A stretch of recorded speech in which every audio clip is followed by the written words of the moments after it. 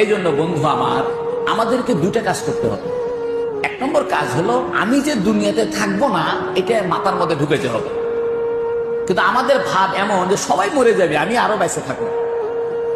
চোখের সামনে বন্ধু বান্ধব মরে যাচ্ছে, চোখের সামনে আমার বয়সী লোকেরা মারা যাচ্ছে, কিন্তু শয়তান আমাকে ধোকা দিচ্ছে, আরে উই মরছে, ওর ডায়াবেটিস ছিল, উই মরছে, ওর হার্টের অসুখ ছিল, তুই মরবো না, তুই তো ওষুধপত্র ঠিকঠাক মতো খাচ্ছ, অসুবিধা নেই, আরো বাঁচবো।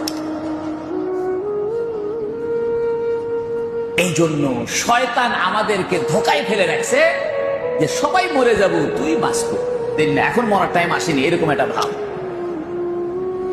আর একটা হইল কি, দুনিয়ার মহব্বত।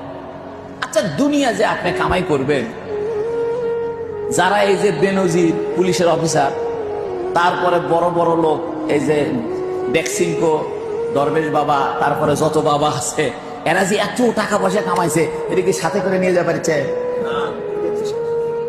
এই যে শামসুদ্দিন মানিক বিচারপতি, যাই যে গোলাম জামাত ইসলামের নেতাদেরকে ফাঁসি দিছে, ওই কলা গাছের উপর শুয়ে ছিল, কলা গাছের পাতার উপর, দেখছেন না আপনারা?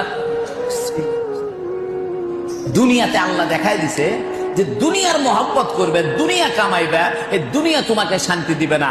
শান্তি দিবে তুমি যদি আল্লাহর সাথে মহব্বত করো, রাসূলুল্লাহ সাল্লাল্লাহু আলাইহি ওয়াসাল্লামের সাথে মহব্বত করো।